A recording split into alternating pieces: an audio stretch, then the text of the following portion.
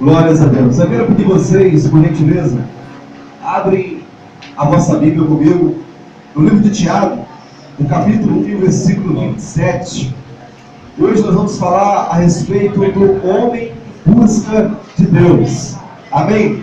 O homem em busca de Deus. Livro de Tiago, capítulo 1, verso 17. Glórias a Deus. Eu sei que Deus ele vai falar ao nosso coração. Acha Apocalipse, volta alguns livros em Judas, João, Pedro, ele fica antes de Pedro. Tiago, capítulo 1, e o versículo 27. Glórias a Deus. O homem em busca de Deus. Capítulo 1, versículo 27.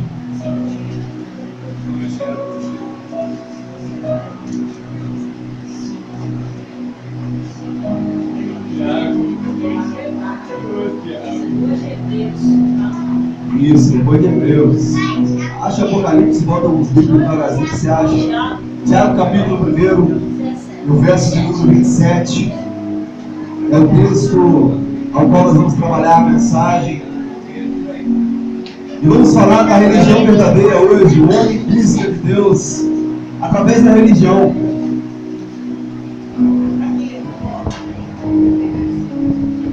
Glórias a Deus.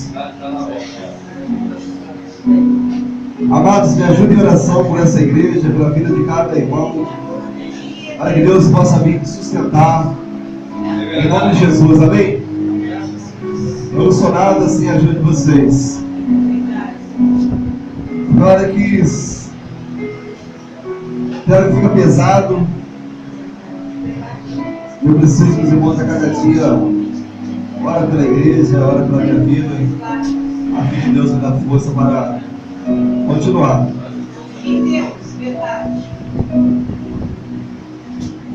Todos acharam?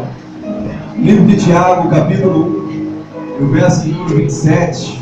O homem em busca de Deus.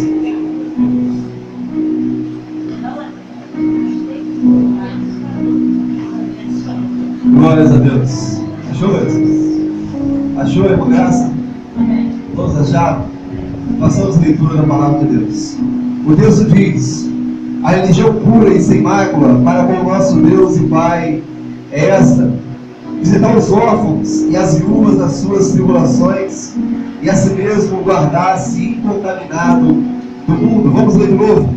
A religião pura e sem mácula para com o nosso Deus e Pai é esta: visitar os órfãos e as viúvas das suas tribulações, e a si mesmo guardar-se incontaminado do mundo, ou seja, do sistema corrompido ante Deus, ante Cristo, sistema imundo que luta para destruir tudo aquilo que envolve o nome de Deus e o seu propósito.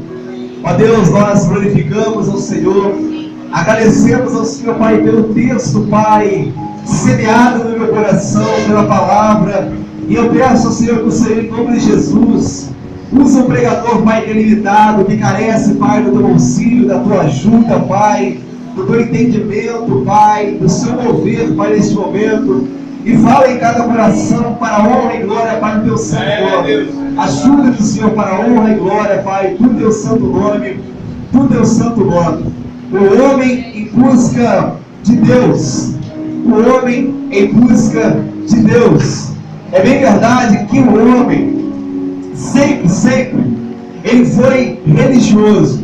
É bem verdade que o homem sempre ele creu na presença de um ser supremo, de um ser bem superior a ele, de um ser divino, um ser que está acima de suas forças, um ser que está acima da sua capacidade de pensar, de raciocinar. O homem, em toda a história, sempre ele creu em um ser supremo. Ou ele crê em Deus, ou ele crê em deuses. Mas enfim, sempre ele creu em uma força superior, em um poder superior ao poder humano. Então o homem, ele na busca por Deus, no seu anseio por Deus, ele usa a religião. Ele usa a religião. O homem tenta buscar a Deus através da religião. Se nós formos parar para pensar, existem inúmeras religiões, mas milhares e milhares e milhares de religiões espalhadas por esse mundo. E a religião, a nossa religião, ou a religião do homem, tem muito a ver com o local ao qual ele nasce. Se ele nascer no Japão, é bem provável que ele vai ser o quê? Um budista. Se ele nascer ali naqueles países na Índia, é bem provável que ele vai ser um hindu. Se ele nascer nos países árabes, é bem provável que ele vai ser um muçulmano. Se ele nascer no país sul-americano, no continente sul-americano, é bem provável que o homem ele vai ser católico ou ele vai ser protestante. A religião do homem tem muito a ver com a localidade aonde ele nasce. Mas afinal, qual é a religião verdadeira? Afinal, o que significa religião? Religião significa religando o homem a Deus. O homem, ele se desligou de Deus, houve uma ruptura, houve um desligamento do homem com Deus quando o homem pecou. E o homem nesse mundo, ele busca a Deus, ou ele busca a deuses, embora não existe. Mas enfim, a necessidade de buscar o Ser Supremo é algo intrínseco ao homem, ou seja, é algo que está ligado, faz parte da natureza do homem. O homem busca um Ser Supremo, o homem busca um Ser superior a ele. E é bem verdade que as religiões têm uma proposta de nos fazer alcançar a Deus. É bem verdade que as religiões têm algo em comum.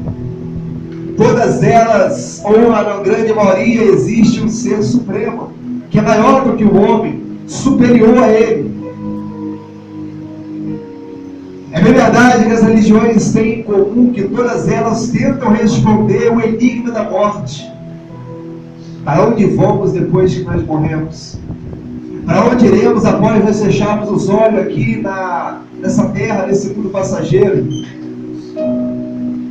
É bem verdade que todas as religiões, levando em conta que crer que existe um Ser Supremo, prega que se eu fizer coisas boas, esse Ser Supremo vai me abençoar. E se eu fizer coisas ruins, esse Ser Supremo ele vai me amaldiçoar e vai me castigar. É bem verdade que existem inúmeros segmentos. Se nós formos pegar até mesmo dentro do cristianismo, do cristianismo, nós vamos ver que existe, só dentro do cristianismo, que crê na Bíblia, que crê em Cristo, existem vários segmentos. Só dentro do cristianismo existe espíritas. Só dentro do cristianismo existe católicos, protestantes, testemunhos de Jeová. Por aí vai, eu até me esqueci outras. Mas só dentro do cristianismo existe uma repartição muito grande. Mas enfim, qual é a religião verdadeira? Aquele que nasceu no lar budista vai dizer a religião verdadeira é o budismo. Aquele que nasceu talvez no lar espírita vai dizer a religião verdadeira é o espiritismo. Aquele que nasceu, enfim, no lar que é muçulmano vai dizer que é Alá, que Maomé é o profeta, enfim, vai crer no Corão. Aquele que nasceu no candomblé vai dizer que a religião verdadeira é a deles. O protestante vai dizer que a religião verdadeira é a dele. Cada um vai defender a sua bandeira, cada um vai defender aquilo que crê. E nessa de defender a sua fé, e nessa de defender a sua religião, o mundo está em guerra. Você pode reparar que as maiores guerras que houve no mundo não foi guerra política, mas foi guerra religiosa. E se nós formos ver quem matou o nosso mestre, foram os religiosos. Jesus ele estava predestinado a morrer, pagar pelos nossos pecados. Mas no cenário, eu acho muito. Mas no cenário de tudo isso, nós vemos os que? Os religiosos. Aqueles que não compreenderam a mensagem de Cristo, mas não soube respeitar. Aqueles que não compreenderam o que Jesus veio fazer, o que Ele falava. Mas eles não apenas não compreenderam, eles não respeitavam, eles tinham ódio pelo contraditório. E até hoje nós temos no mundo a intolerância religiosa.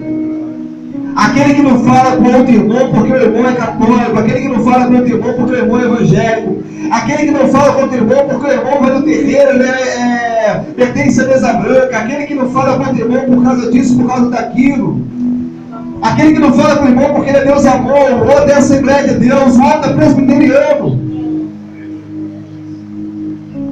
Onde está Deus em tudo isso? É de verdade que existe uma religião verdadeira, mas diante disso, deve-se haver um respeito, deve-se haver um amor um para com o outro. Não importa se a pessoa ela busca lá, não importa se a pessoa está adorando a Buda, não importa se a pessoa, enfim, de sexta passado, ela passa a vida no centro, batendo tambor, não importa, ela é ser humano. E eu tenho que respeitar a vida dela. Eu posso não concordar, eu posso não aceitar. A fé dela pode ser totalmente diferente à minha, mas ele é ser humano igual a mim. Estevão foi apedrejado pelos religiosos. Jesus foi morto pelos religiosos. Intolerância religiosa. Talvez você pense, essa intolerância existe só lá fora, não existe dentro da igreja evangélica.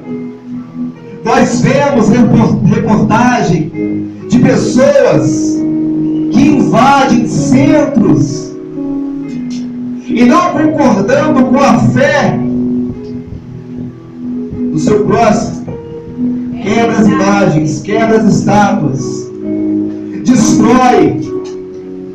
Isso não é religião. Isso não é o que Jesus ensinou. Jesus pode nem estar ali naquela prática religiosa, naquele momento de adoração, mas Jesus também não está na intolerância religiosa.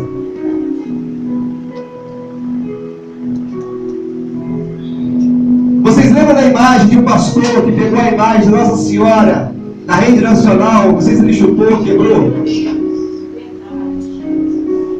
Você acha que esse pastor ele vai ganhar um irmão católico para a sua religião? Nunca. Sabe por quê? Porque ele foi desrespeitoso. Ele não agiu com sabedoria. Deus que é Deus não quebra. Quem é o homem para quebrar?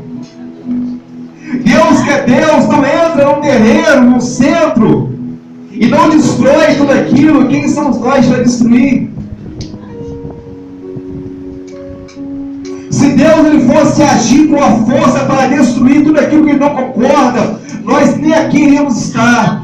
Mas diante de toda essa realidade, o que Deus faz? Ele age com amor, ele age com paixão, com respeito. Ele se achega diante de nós, ele se apresenta diante de nós como sendo o único caminho, como sendo a verdade, como sendo a vida. Aonde está a religião verdadeira? É o catolicismo, é o protestantismo, é o budismo, é o espiritismo, é o hinduísmo, e por aí vai. Aonde está a religião verdadeira? A religião verdadeira está no coração. Jesus. A religião verdadeira é Cristo Jesus. Pois ele disse: olha, eu sou o caminho, eu sou a verdade e eu sou a vida. Se nós perguntarmos por aí, saímos perguntando pela rua, qual é a religião verdadeira? O católico pode ser que é o catolicismo, o evangelho pode ser que é ser evangélico. E assim cada um vai dizer que a religião verdadeira é a sua religião. pois foi dessa forma que ele aprendeu. É isso que ele crê. E eu digo a vocês que a religião verdadeira não é catolicismo, não é espiritismo, não é hinduísmo, nem budismo. E talvez vocês vão se surpreender. A religião verdadeira nem evangélica é. Porque evangélico é um segmento. Sabe o que é a religião verdadeira? A religião verdadeira é praticar o que Jesus ele praticou e nos ensinou. A religião verdadeira é o amor. A religião verdadeira é Cristo Jesus, porque Ele nos ensinou a amar. A religião verdadeira é Jesus, porque Ele disse que não existe outro nome dado entre os homens pelo qual nós podemos ser salvos. Existem segmentos religiosos que pensam que a salvação é o patrimônio apenas dele. Existem segmentos, até mesmo dentro do evangelho, igrejas evangélicas, que diz que somente quem pertence à sua igreja vai ser salvo. Quantas vezes eu ouvi Davi Miranda, que é um homem de Deus, mas nessa parte ele estava equivocado, dizendo que somente quem fazia parte da Deus e a dor é que seria salvo. Quantas vezes eu ouvi também outros líderes religiosos dizendo: olha, somente quem faz parte da minha igreja é que vai ser salvo. Mentira. Jesus, ele é muito antes que a religião.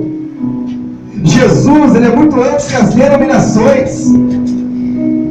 Se a salvação pertence a uma denominação, me desculpa, antes de haver a denominação, não havia salvação então.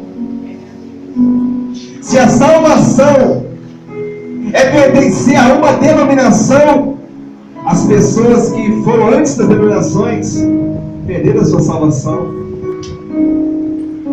Se a salvação é você pertencer a uma denominação, me desculpa, a Bíblia está errada, porque a Bíblia diz que só existe um fundamento dado, um fundamento pelo qual nós possamos ser salvos, e é Cristo Jesus.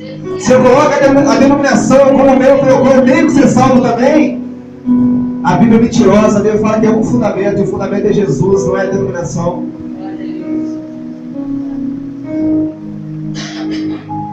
Quantas pessoas defendem placa de igreja? Quantas pessoas defendem a nomenclatura? Brigam, não têm comunhão, não participam das programações de outra igreja, porque não pertence à minha igreja. Para mim, uma das maiores divisões está no meio evangélico. Eu gostaria que aqui no Novo Horizonte fosse apenas uma igreja. Nós temos 4 igrejas contando com a católica. Eu gostaria que fosse uma. E qual é a solução para que... Qual é o meio? Qual é, perdão, assim, a forma, o método para que isso possa vir a acontecer? É nós sabermos conviver com a diferença de pensamento. Nós não nos unimos porque nós pensamos diferente. O irmão que anda de bermuda, às vezes é criticado pelo irmão que anda de calça. A irmã que usa calça, que usa saia, às vezes critica a irmã que usa calça. E vice-versa, que usa calça critica que usa saia. São costumes. Uma coisa é sensualidade. Isso a Bíblia condena. O irmão crer é mais pentecostal. O outro irmão é mais manso, mais calmo. E isso causa muita divisão. A solução é eu saber conviver com você que é pentecostal, sendo eu mais calmo. E você que é pentecostal, saber conviver comigo, que sou mais calmo. Esse é o caminho para que nós possamos ser um. Mas você me pergunta, você crê que isso um dia possa acontecer? Não creio não. Eu sei o caminho para que tudo possa vir dar certo, mas eu não acredito que o homem seja capaz de conviver com o outro, tendo ele divergência de pensamento, tendo ele uma teologia diferente. Aleluia. O irmão presbiteriano crê no arrebatamento de uma forma, o irmão da Assembleia crê no arrebatamento de outra forma. Mas enfim, o que os dois têm em comum? Os dois creem que a salvação é somente em Cristo Jesus, e isso não importa. Escatologia é um assunto muito complexo. E eu posso dizer que é uma questão da Bíblia que é secundária. E as questões da Bíblia que são secundárias não são muito claras na Bíblia. É por isso que você vai ver, se você for estudar teologia, aquele que tem um posicionamento pré-tribulacionista, aquele que é pós-tribulacionista, ou seja, uns creem que a igreja vai ser arrebatada antes da grande tribulação. O outro quer que a igreja vai ser arrebatada depois da grande tribulação, ou seja, a igreja vai passar pela tribulação, mas enfim, não importa se a igreja da tribulação vai estar aqui, você não vai estar. O importante é que eu tenho que entregar meu coração para Jesus para que um dia eu possa vir subir com Ele. A doutrina principal é isso. O que me leva a Deus? Jesus. Agora eu vou participar da tribulação. Uns dizem que sim, outros dizem que não, mas não importa. O importante é que com tribulação ou sem tribulação eu tenho que estar firmado na rocha que é Cristo. Isso é fundamental. O resto é periférico, o resto é questões secundárias. Então eu digo para vocês que a religião verdadeira não é evangélica. Sabe por quê? Porque a religião evangélica falha. Ok, se você é evangélico está falando isso, sim. Ser evangélico é um segmento. Ser religioso é você praticar. Por que eu digo que a religião evangélica não é a religião evangélica, não é a católica, não é o catolicismo que é a religião verdadeira? Porque todos esses segmentos são falhos. Quantos evangélicos você já viu falhar? Papai. Quantos católicos você já viu falhar? Budista. Não apenas falhar no comportamento, não, falhar na teologia, falhar na crença. É por isso que eu digo que a religião verdadeira é Cristo Jesus. A religião verdadeira é onde se manifesta o amor de Cristo Jesus. Nós lemos aqui no livro de Tiago, capítulo 1, verso 27, perdão. A religião pura e sem mácula para com Deus é visitar os órfãos e as viúvas. O que é isso? Manifestação de amor.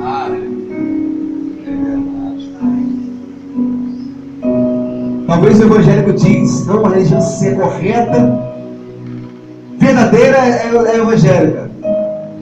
Eu digo que não.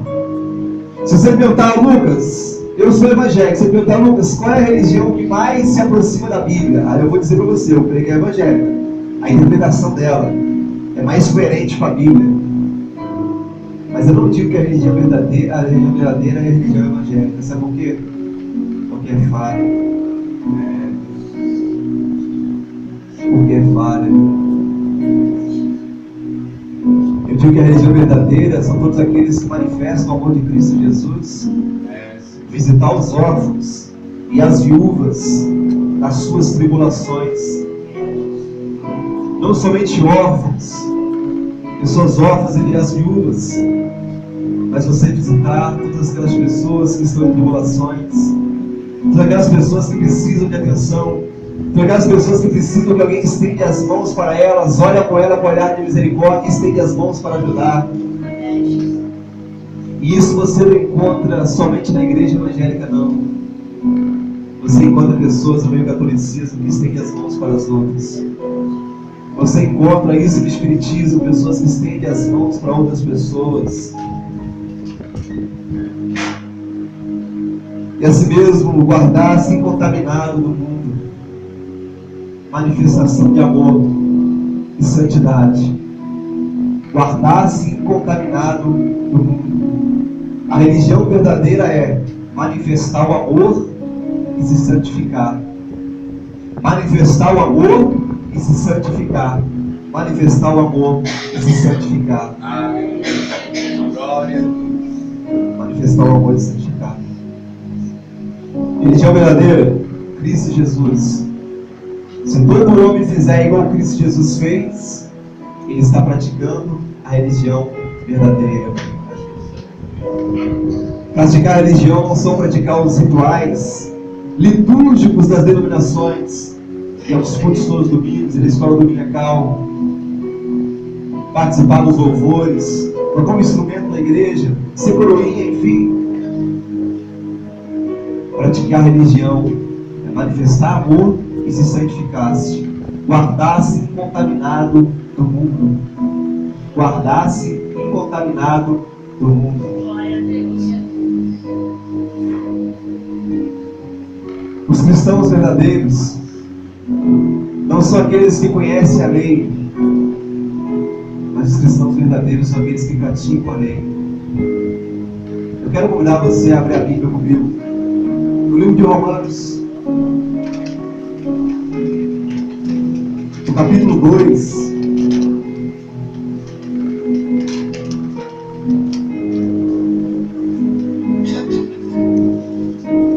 Só enfatizar algo aqui para vocês depois não pensar que eu estou pregando heresia. Se você me perguntar qual é a religião que mais se aproxima da Bíblia, evangélica, na minha opinião. Se você me perguntar qual é a religião verdadeira, Cristo Jesus. Cristo Jesus.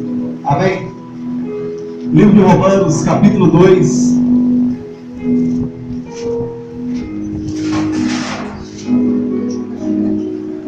O versículo 11. Todos acharam? Romanos capítulo 2, e o versículo 11. Olha o que o texto diz. Porque para com Deus não há acepção de pessoas. Olha só. Para com Deus não há acepção de pessoa. Olha o versículo 12. Assim, pois, todos os que pecaram sem lei perecerão. E todos que com lei pecaram mediante a lei serão julgados. O que isso quer dizer? Olha só. Todos aqueles que pecaram sem conhecer a lei, sem conhecer a lei, serão julgados.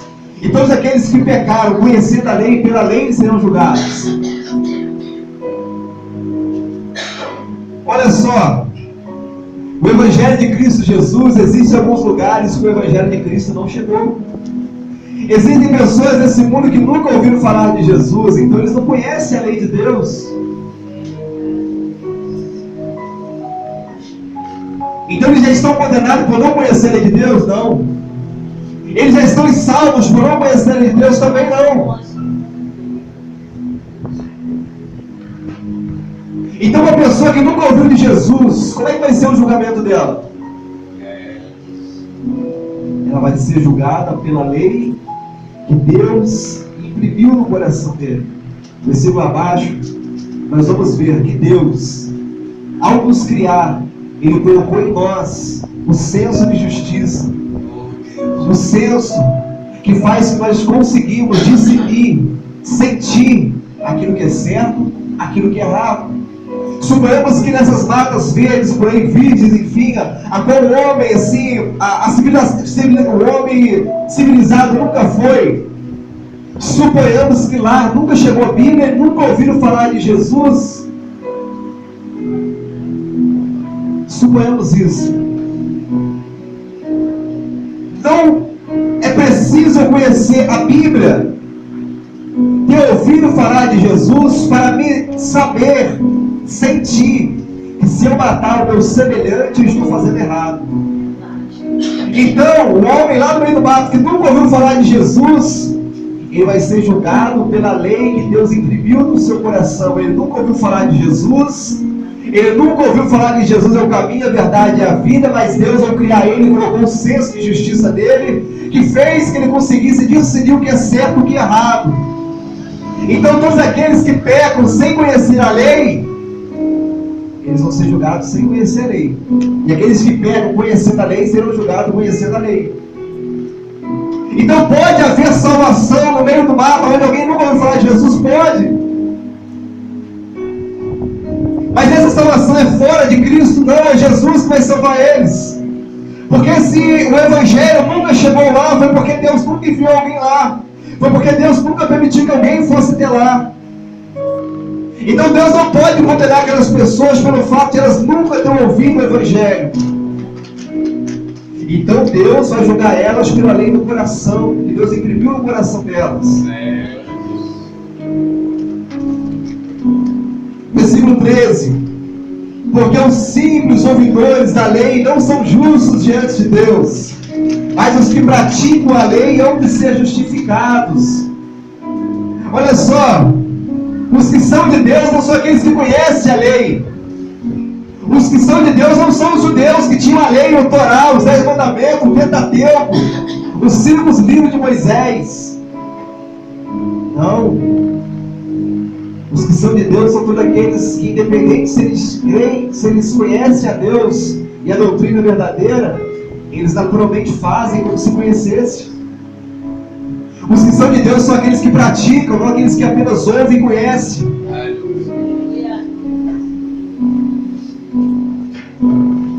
Versículo 14.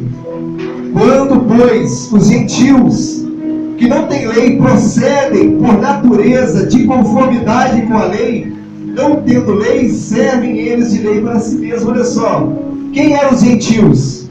Os não-judeus. A lei estava onde? Para os judeus. A lei foi dada aos judeus. Mas aqui está falando, os gentios não tinham lei. Mas quando eles, sem lei, naturalmente praticavam a lei, por natureza praticavam a lei e era lei para eles. O versículo 15. Esse, olha só, essas pessoas que sem conhecer a lei praticavam a lei. O versículo diz, ó, estes mostram a norma da lei gravada no seu coração. Olha só, eles nunca ouviram, mas naturalmente no seu agir, eles agem como se conhecessem faz tempo. Eles mostram a norma da lei gravada no seu coração, testemunhando-lhes também a consciência. Olha só, a consciência, lembra o senso de justiça que eu falei que Deus, ao nos criar, nos colocou? Quando eles agem naturalmente para com a lei, a consciência deles, olha, testemunhando-lhes também a consciência. A consciência do homem testifica quando ele faz certo e quando ele faz errado. E os seus pensamentos, mutuamente acusando-os ou defendendo-os, no dia em que Deus, por meio de Cristo Jesus, julgar os segredos dos homens de conformidade com o meu Evangelho. Então, naquela época, na época do que não havia a igreja, mas enfim, no Antigo Testamento a lei estava com os judeus. Mas existem alguns gentios que praticavam a lei de Deus sem conhecer, amavam, eram respeitosos, eram pessoas do bem, e esses naturalmente manifestavam a lei de Deus no seu coração e alcançaram a salvação de Deus. Para encerrar, eu quero aqui testemunhar o testemunho de 2 pessoas do meu serviço. No meu serviço, certa vez, eu estava conversando com eu conversei esse mesmo assunto com 2 pessoas, com base desse versículo. Eu dizia para ele: você sabia que eu creio em salvação fora do segmento evangélico? E fui conversando com ele. Eu falei: quer ver? Li esse versículo com ele e falei: observa a vida do seu tio. Ele é católico. Mas antes de eu falar para ele que ele era católico, eu falei: observa a vida do seu João, do seu tio. Eu estou gravando, falei com ele. Tiozinho aquele da viola, que dava aula para a gente aqui lá. Eu falei: observa a vida do seu tio. Quando eu falei isso para essas 2 pessoas, em momentos diferentes, estava conversando esse mesmo assunto com um evangélico e conversei esse mesmo assunto com outro evangélico. Observa a vida do seu tio. O primeiro disse: o seu tio é evangélico. Eu falei: não, o seu tio é católico. No outro momento, conversando com outro evangélico sobre esse mesmo assunto, observa a vida do seu tchão. Ah, o seu tchão é evangélico. Eu falei, não, o seu tchão é católico. Olha o testemunho do homem. Ele pode crer em Maria, mas foi porque ele aprendeu dessa forma. Os pais ensinaram para ele assim. Ele não crê nela, ele faz petição a ela porque ele sabe que ele está desobedecendo e ele quer desobedecer, não. Ele faz petição a Maria, crê em santos, porque, como eu te falei, ele nasceu. Muitas das vezes a nossa religião tem a ver no local onde nós nascemos. Nasceu no lar católico, é bem provável que vai ser católico. Então, se ele pratica isso, é porque ele creu, aprendeu dessa forma. Ele não foi convencido que isso não é bíblico, por mais que está na Bíblia. Quando ele for convencido e ele permanecer nesse erro, nesse equívoco, aí sim ele vai estar totalmente errado. Mas enquanto os seus olhos não foram abertos, ele está na cegueira espiritual, não na desobediência. Uma coisa é eu ter o entendimento que eu tocar nesse púlpito aqui é errado. Uma coisa é a ignorância, a outra coisa é a desobediência. Talvez na minha ignorância eu toco nesse púlpito achando que eu posso tocar. Mas perigoso mesmo é quando eu sou convencido que tocar nesse púlpito aqui é errado e eu estou tocando, aí é desobediência. É Deus. Então olha só, eu creio que haverá salvação em outros segmentos fora da igreja evangélica. A salvação não é um patrimônio dos evangélicos. A salvação é algo que pertence unicamente a Deus. E esse seu tchão, ele parece não, ele é cristão. Ele é tão cristão que quando eu falei, observa o seu tchão, os dois, em momentos diferentes. Ele é evangélico. Sabe por que confundiram ele com o evangélico? Porque ele tinha um testemunho de um cristão, de um evangélico verdadeiro. E como eu posso dizer que essa pessoa vai ser salva? É Deus. O católico foi confundido com o evangélico. É Jesus. E agora vamos piorar um pouquinho as coisas. Quantos evangélicos são confundidos com mundanos? E temos que defender a salvação dos evangélicos. Existem católicos que são cristãos. E existem evangélicos que são ímpios. Existem católicos que são ímpios. Mas também existem evangélicos que são cristãos. Por isso, a salvação não está na placa da igreja. Não está no segmento religioso. Mas a salvação está em Cristo Jesus. A salvação vem de Cristo, pertence a Cristo, e só Ele vai salvar. Eu nunca julgo uma pessoa se ela foi salva ou não. Muitas pessoas, o Papa foi para o inferno, não sei. Talvez o meu conhecimento limitado, eu digo que sim, devido a ser, sei lá, idólatra, outras coisas. Mas eu não posso falar com absoluta certeza que a salvação pertence a Deus. Aquele bandido foi para o inferno porque ele morreu assaltando. Não sei. Mas no último momento da vida dele, antes de morrer ali, houve tempo de ele falar: Senhor, perdoa os meus pecados. E tem pessoas que brigam se você colocar outras pessoas no céu. Eu não sei que foi tal foi salvo. Não sei. Você quer provar o inferno? Eu quero crer que aquela pessoa foi salva. E a salvação pertence a Deus, não a mim. Eu lembro certa vez que o pastor Edgar Fix falou que um dia eles mentiam com a Bíblia na mão. E é até engraçado o que ele conta. Certa vez ele dizendo que estava ainda jovem, no seminário teológico. O pastor dele ouve o filho do irmão da igreja, não sei de onde, morreu, e convocou o pastor dele para ir lá fazer o velório. O pastor dele estava muito ocupado, não sei o que, não podia ir no velório. Então o pastor ligou para ele: Ed, tem como você foi e tal, o filho dela morreu, assim, assado, estava assaltando seu filho, foi correr a polícia, morreu.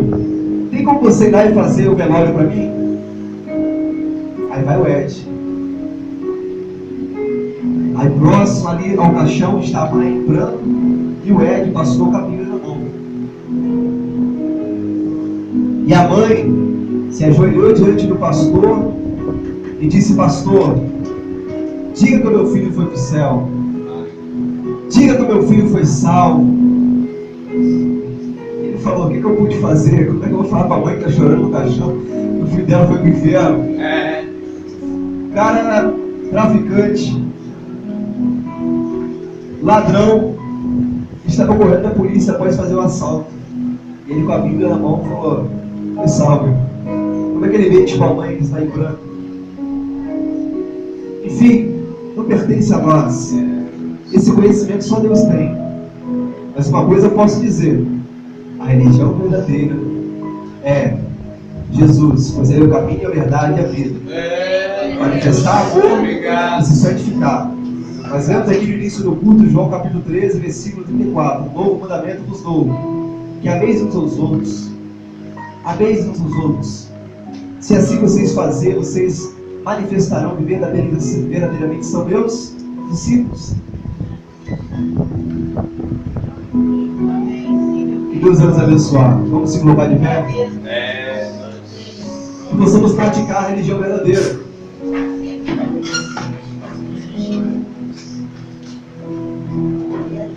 Que possamos buscar a Cristo a cada dia. Dizer: Jesus, santifica o meu coração.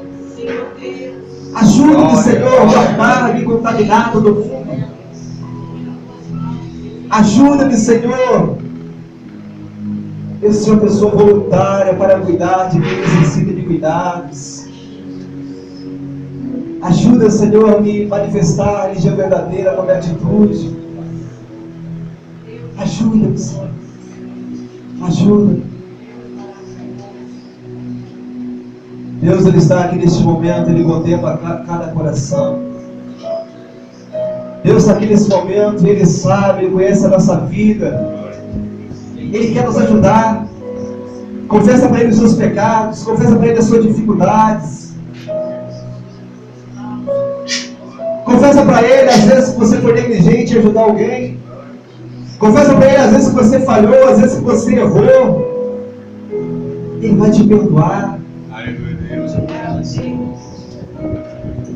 Senhor Jesus, neste momento, Pai, santifica o nosso coração. Toca em nós, Pai, nos leva, Pai, a amar, a nos preocuparmos uns com os outros a cada dia e a manifestarmos a religião verdadeira. Não apenas ser evangélico, mas ser cristão. Pois ser evangélico é um título, é uma nomenclatura. Mas ser cristão é um testemunho verdadeiro de alguém que foi regenerado pelo Espírito. Toque em nós. Eu abençoo, Pai, a sua igreja, a cada pessoa que orou comigo neste momento, com sincero coração. Pedindo ajuda, Senhor, neste momento, alcança essa pessoa. Perdoa os seus pecados, assim como perdoa os meus, ó Pai. Nos ajuda a melhorar, a caminhar para a honra e glória, Pai, do teu santo nome. Do teu santo nome. Amém. Que Deus venha nos abençoar. Guarda essa mensagem no seu coração. Talvez seja um pouco difícil nós aceitarmos isso, mas se formos ver na Bíblia, é a mais pura verdade. É a mais pura verdade. Hoje é domingo, terça-feira, vamos ter estudo da Palavra de Deus. Não falte não, irmãos. Vamos aprender da Palavra de Deus. Amém? Isso é um benefício para você mesmo, não para o Lucas. Para mim é porque eu tenho que buscar para ensinar, então eu sou beneficiado com isso. Nós vamos participar do estudo. Quinta-feira temos a nossa campanha da família. Compareça em nome de Jesus. E sábado é a nossa confraternização, nosso culto, né, de final de ano, culto do Natal, onde nós vamos comemorar o nascimento de Jesus. Vamos ensaiar na sexta-noite, irmão. Vamos ensaiar o hino de louvar bonito no sábado. Sexta-feira, 7h30 da noite. Vamos ensaiar o hino aqui, vem fazer bonito no sábado. E você que vai vir no sábado, eu vou convidar um pregador diferente, um pregador de fora.